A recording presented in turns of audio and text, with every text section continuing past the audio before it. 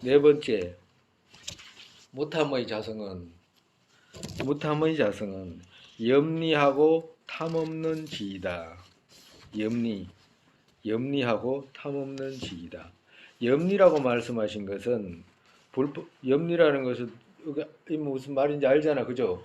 염리심이란 말이잖아, 그죠? 염리라고 말씀하신 것은 불법과 일치하지 않는 세간의 일을 하면 다음 생에 생로병사 등의 갖가지 고통이 생기는 것을 알고서 거기에 들어가지 않는 것이다. 무지에서 탐욕, 분노 생하는 것을 알게 되면 모든 욕망에서 벗어난다. 이 또한 무탐에는 검생을 무탐과 검생에서 마음 돌려서 다음 생을 추구하는 소장보의 생각과 윤회의 안락들을 탐하지 않고 아주 깊이 염리하는 중등장보의 생각과 생사와 열반 둘의 끝을 탐하지 않는 무주처 열반을 추구하는 대장보의 생각 등 셋이 있다. 집학론에서 무탐은 무엇을 이루는가 하면 생사와 윤회의 명예, 물건 등의 탐이 없는 것이다. 즉 재행에 들지 않는 근거를 하는 유업이다라고 하셨다. 탐이 없는 거잖아요. 탐이 있다 그러면 탐이라는 것이 꼭 사람한테 탐하는 게 아니라 명예, 그리고 물건, 마음에 있는 개념들, 마음에 생기는 안락들, 수들, 편안들, 이거 전부 다 탐이라. 그죠? 우리 부처님께서 탐에 대해서 가벼우면서도 아주 진중한 말씀하신 거 있잖아. 어떤 부처님 계실 때 어떤 비구가 죽었는데 비구가 남겨놓은 바루를 자꾸 그 뱀이 와가지고 끌어안고 있는 걸 갖다가 그거 도반들이 보고 저 뱀이 그 바루를 저렇게 끌어안고 있다라고 하시니까 부처님께서 그러시잖아. 그 전생에 저 비구 바루 쓰던 비구였다고 말씀하셨잖아요. 그게 뭐냐 하니까 그거는 물건에 대한 집착이었잖아. 그죠? 그리고 물건이 하니까 바로 하나였잖아. 그죠? 그게 우리가 보면 바로 하나잖아. 근데 그 바로 하나가 집착이 돼가 뱀으로 능구렁이가 돼가지고 오게 되잖아. 무섭잖아요. 그러니까 솔직히 말해가 여기 자식 집착 아는 사람 있나? 솔직히 말해가지고.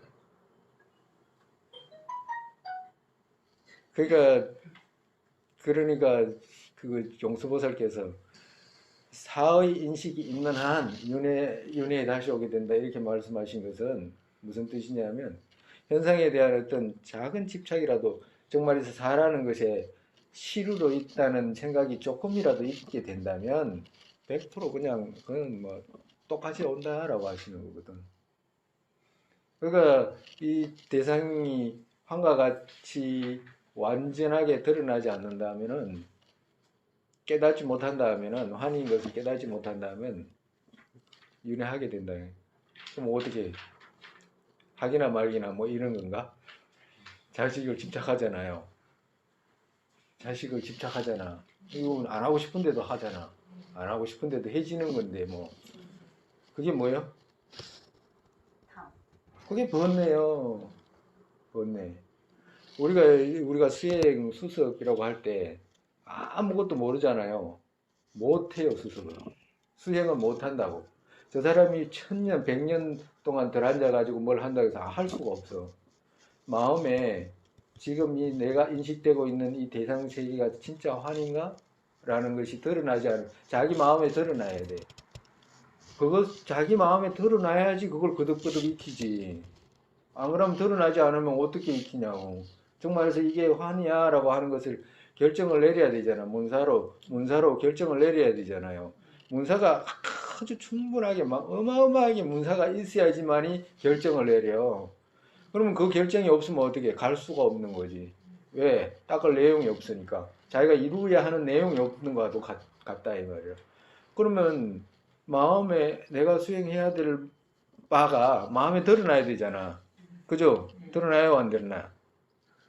선명하게 드러나냐고. 아 이건 이거야 이건 이거야 이건 이거구나. 아 이걸 그렇기 때문에 이렇게 해야 돼. 선명하게 드러나냐고. 안 드러나면 드러나게 해야 돼. 배워야 되는 거라.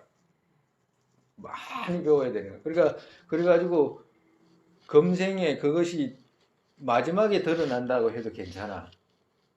그래도 배워야 되는 거야. 그래서 배워서 드러나게 되면 다음 생에 그게 쉽게 드러나는 거라.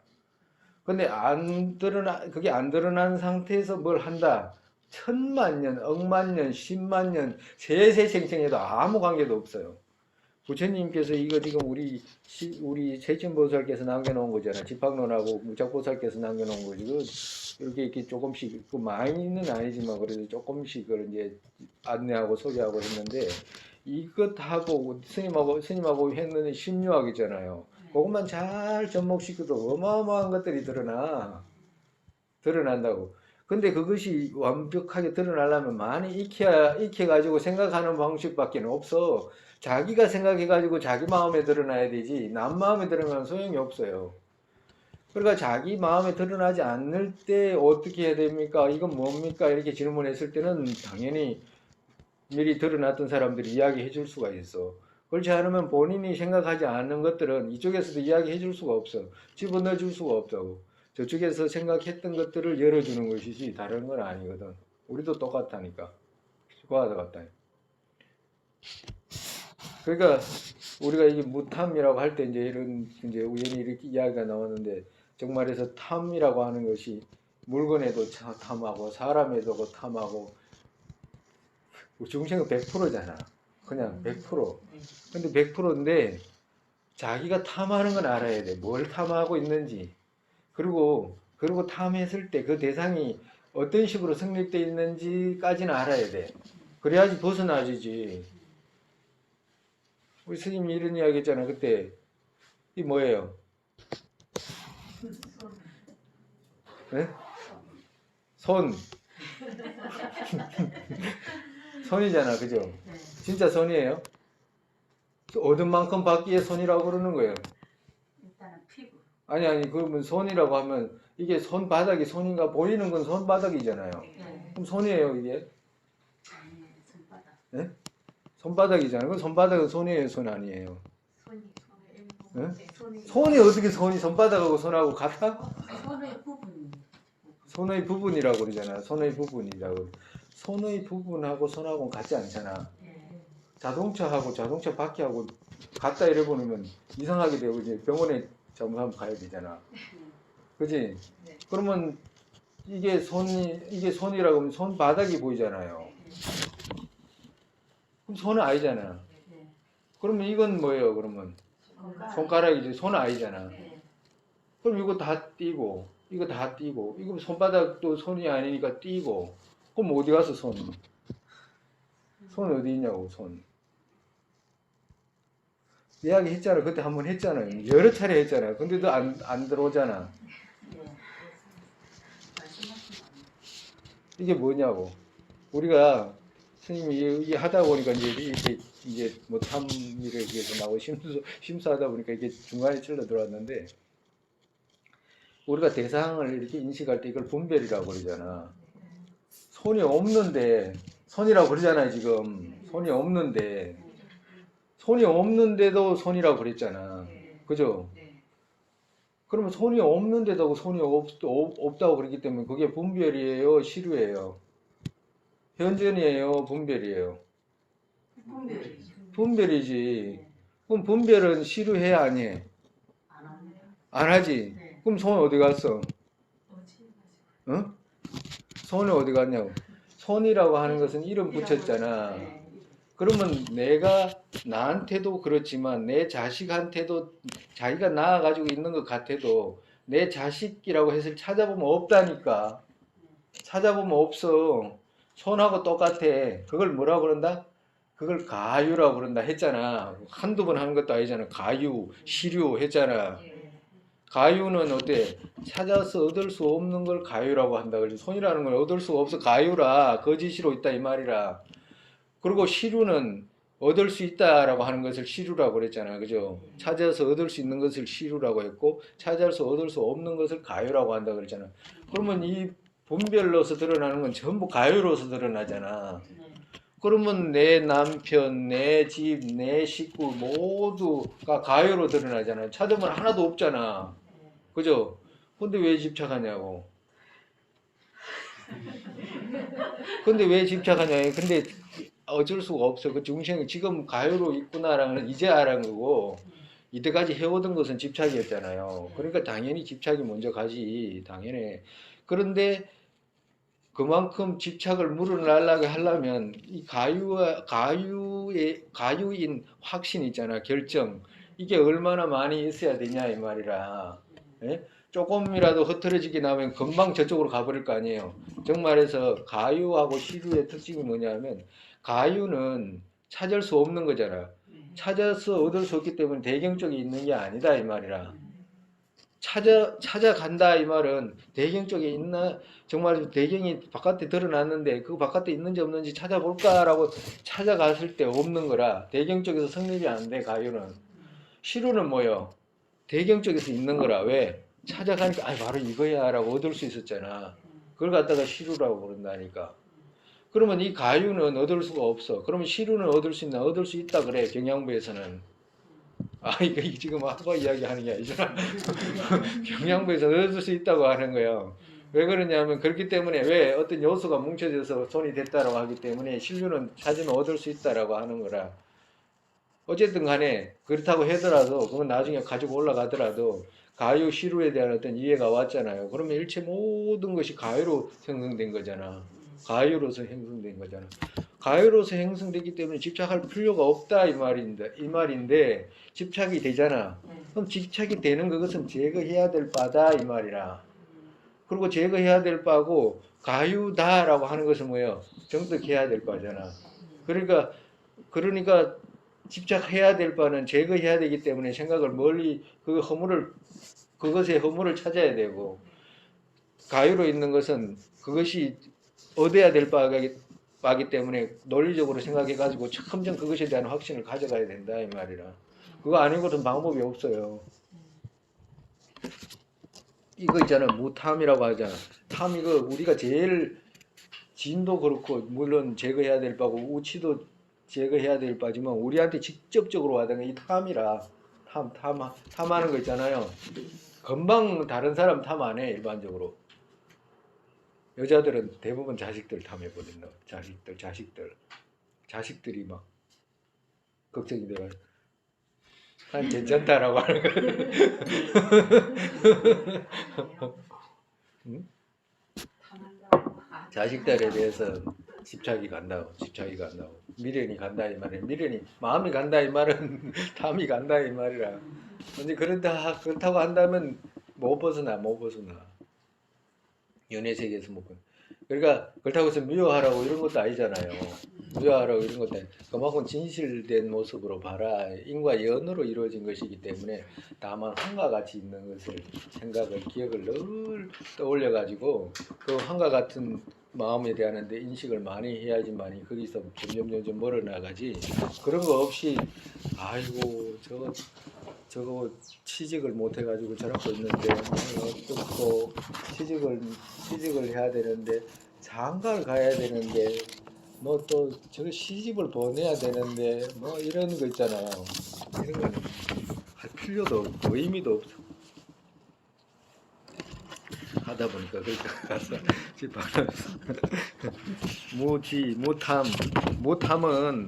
무탐에 대해서는 염리한다고 그러잖아요. 무탐은 싫어한다고 하잖아. 그죠? 세 가지에서 싫어한다고 하는데, 이것에서 싫어한다는 안에는 재물도 싫어하는 것이 다 드러나가 있고,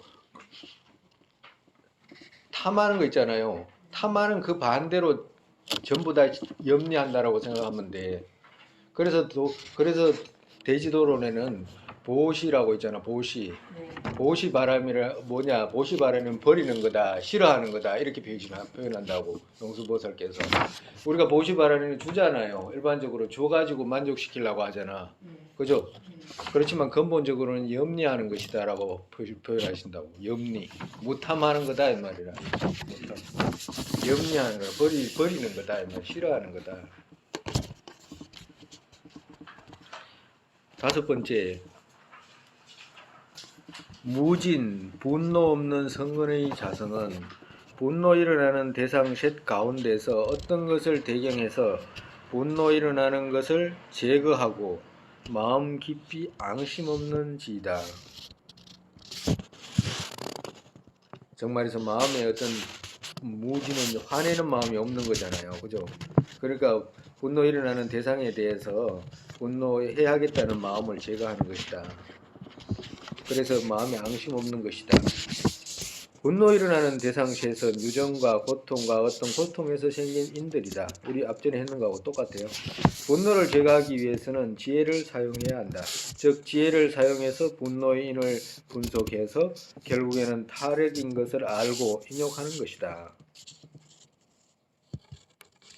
집합론에서 무지는 무엇을 이루는가 하면 유정들과 고통과 고통의 인의 법들에 마음 깊이 안가품 없는 즉 재행에 들어가지 않는 근거를 하는 유업이다라고 하셨다. 즉 말해서 분노 없게 하는 데서는 뭘 해야 되냐 하면 지혜를 사용해서 분노의 인을 분석해서 결국에는 타력인 것을 알고 인욕하는 것이다 라고 했잖아. 그죠? 우리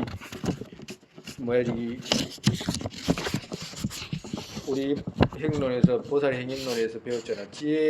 분노는 지혜로 다스린다 그랬잖아요. 그죠?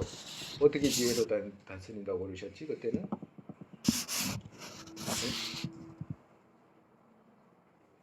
안 가르치죠? 안 가르쳐 주겠다고 그러니까.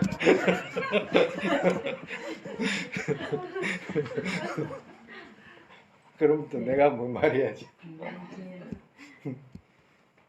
뻔히 안 가르쳐 준다는데요. 우리가 그때 배웠잖아. 화내는 대상이 만약에 화를 내가지고 누군가를 해쳤다 그러면 해침받은 사람이 생각할 때는 만약에 누가 손으로 사람을 때렸다 그러면 그 사람의 손이 밉나 그 사람이 밉나 이렇게 이야기했을 때 어리석은 사람은 걔들 같으면 돌을 쫓아갈 거 아니에요, 그죠? 그러니까 어리석으면 돌을 쫓아가지 왜 저 돌이 날 해쳤기 때문에라고 이제 그거 쫓아가는 거지. 분노가 그죠? 분노가 쫓아가는. 근데 만약에 쫓아갈 때 지혜가 만약에 있어가지고 야 그걸 돌이 진짜 널 해쳤나? 라고 이렇게 지혜가 만약에 물어보게 되면 아 이거 돌은 타력으로 온 거잖아요. 자력으로 온 게 아니잖아. 그러면 아니네. 그러면 분노가 다시 생각하기를 아 이거 타력으로 온 거구나. 그러면 타력처가 어디지라고 생각했을 때 아 저 사람이네 라고 했을 때 분노가 다시 이제 저 사람한테 가가지고 화내려고 하잖아. 그러면 지혜가 다시 야 진짜로 이 사람이 널 했나? 라고 이렇게 하면 지혜가 이제 물어보게 된다고 한다면 그 사람을 한테 행동하게끔 한 거 있잖아. 그죠? 의식이 그렇게 했잖아. 그죠? 그러면 분노가 다시 이 사람이 한 건 아니다. 그러면 의식이 한 거지. 이 사람이 왜 그러면 사람은 타력이잖아요. 사람은 타력이잖아. 조정을 당하는 거지. 지가 뭘 할 수 있는 게 아니잖아. 이 몸이. 그러면 누가 할 수 있냐면 이 생각이 한다. 생각 중에서도 누가 하냐. 그러니까 번뇌가 하잖아. 그죠? 번뇌. 그러니까 번뇌가 하는데 지혜는 분노는 그 번뇌한테 내야 되잖아. 그죠? 번뇌한테 내야 돼. 그러면 번뇌한테 내야 되면 이쪽에서 남의 번뇌를 지가 어떻게 할 거냐 이 말이지. 그 사람도 번뇌가 갖고 있는 걸 어쩌지 못하는데 이 사람이 남의 번뇌까지 어떻게 하냐. 번뇌를 제거해 줄 수가 없잖아. 그러니까 화를 낼 수가 없는 거지. 그래서 지혜가 또 다시 말하기를 거봐 번뇌가 저렇게 그 사람을 시킨 거지 저 사람이 저렇게 한 거 아니잖아. 그 지혜가 이제 다시 이제 안정을 시키는 거라 분노. 그러니까 우리 마음에는 지혜도 의식이고 분노도 의식이잖아. 이 식이 그냥 들어가 있어. 이쪽 저쪽 그런 식이 있는 거야. 이건 남이 어디서 왔나 이게 아니에요. 여기서 일어나는 일이라 그죠. 그러니까 분노가 그렇게 할 때 지혜가 야, 니 똑바로 생각해봐. 저 사람 또 타력이잖아. 라고 하면 분노가 수긍할 거 아니에요. 분노가. 왜? 지가 할 수 있는 게 없으니까. 그리고 일으키는 그 분노 자체도 어떻게 돼? 분노잖아. 결국엔 제거해야 되는 거잖아. 그러니까 분노를 원수로 삼고 분노가 적이지 저 사람이 적은 아니다. 그래서 보리심 일으키는 중에 가장 핵심적인 것이 분노 다스리는 거거든. 그러니까 분노 다스리는 것이기 때문에 어떻게 돼? 누군가가 나한테 화내고 어쩔 때도 아, 일체 모든 적은 사람이 아니야. 이제 푸틴이나 우크라이나나 뭐 이런 사람들은 막 소련이 적이고 막 우크라이나가 적이고 중국이 적이고 막 이재명이가 적이고 윤석열이가 적이고 막 이러잖아요. 적은 그런 게 아니다. 적은 누가 적이요? 분노가 적이지. 분노가 적이지 원수지. 그 사람들은 적도 아니고 원수도 아니다 이 말이라. 그럼 어떻게 돼요? 우리가 평등심 닦는 데는 무지무지 중요한 거라. 아, 분노가 적이다라고, 번뇌가 적이다라고 늘 생각을 하면 그 사람한테 미워지는 마음이 줄어들잖아. 점점 없어지고 그 사람이 아무리 잘못된 행동을 해도 아, 번뇌가 적이고 분노가 적이지 저 사람은 적이 아니잖아요. 부부싸움을 해도 저 사람 저 사람 미워할 거 아니다. 이게 저 사람이 갖고 있는 분노가 분노가 적이지. 저 분노를 미워해야지. 저 사람을 미워할 거 아니다라고 할 수 있잖아. 정말서 마음을 평등하게 둘 수 있다. 원수같이 보지 않게 되잖아요. 안 그러면 잠깐 계속 원수같이 보가지고 큰일 나잖아. 과도 맞다. 그래서 뭐냐, 이 분노를 다스리는 데선 핵심이 뭐냐, 지혜가 핵심을 한다 이 말이에요. 지혜가 분노. 그래서 분노를 지혜가 핵심하기 때문에 그 근거로 뭐야, 나중에 인욕하게 되지. 그렇지 않으면 인욕을 못해. 그래서 모든 바람일은 지혜 바람일로 기착되는 이유 중에 하나가 그 분노를 끄는 것도 바로 지혜로 끈다 이 말이라. 오늘 우리 이거 다 못한다. 다음 시간까지 해야 돼. 할 수 없다. 다음 시간까지 해야지. 욕심이다, 욕심. 제가 일찍 끝내려고 했는데 아니 욕심이다. 그래도 왜 그러면 이거 꼭 드러나야 돼요. 여러분 이렇게 꼭 드러놓으면 이게 나중에 드러나오면 생각이 나지 안 드러놓으면 그거 혼자서 집에 가서 읽으라 그러면 뭐 그거 필요도 없다니. 전해지는 것도 없고. 오늘 이만큼 하고 오늘 또 부처님 오신 날이라 오늘 일도 많이 했다. 보살님도 금방 버리심 일으키고 그리고 아침에 이거 몇 번 하다 보면 외워지잖아, 그죠? 외워지니까 그리고 발심하고 난 뒤에라도 꼭 이거 하라고. 스님 같은 경우 이거 날마다 해요. 날마다 하고 그리고 이걸 여러분들한테 꼭 이렇게 문장으로 주고 싶은데 이 주고 싶어 가지고 오랜 시간을 뭘 해도 이 문구가 이게 잘 안 떠오르고 잘 해석이 이쁘게 잘 안 되더라고. 근데 오늘은 그래도 그냥 뭐 안 하는 것보다 나으니까 보리심 일으키는데 가장 핵심적인 문구라고 그래요. 그리고 보리심 일으킬 때도 늘 이 문구로 해.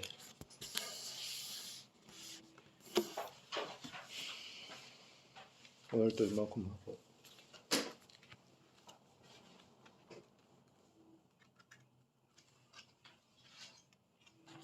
해양문하고.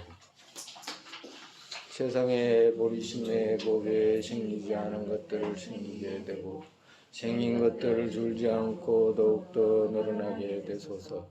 공성의 견해 법에 생기지 않은 것들을 생기게 되고 생긴 것들을 줄지 않고 더욱더 늘어나게 되소서.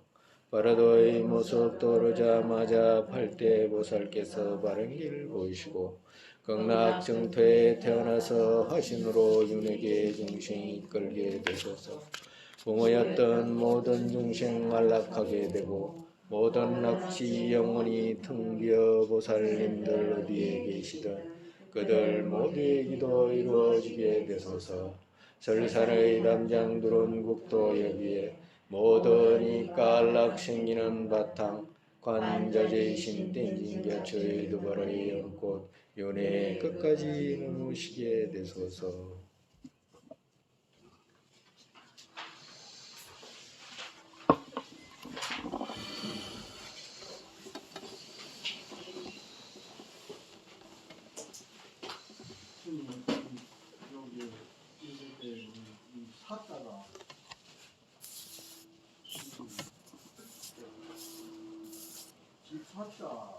이게 집사자인가요?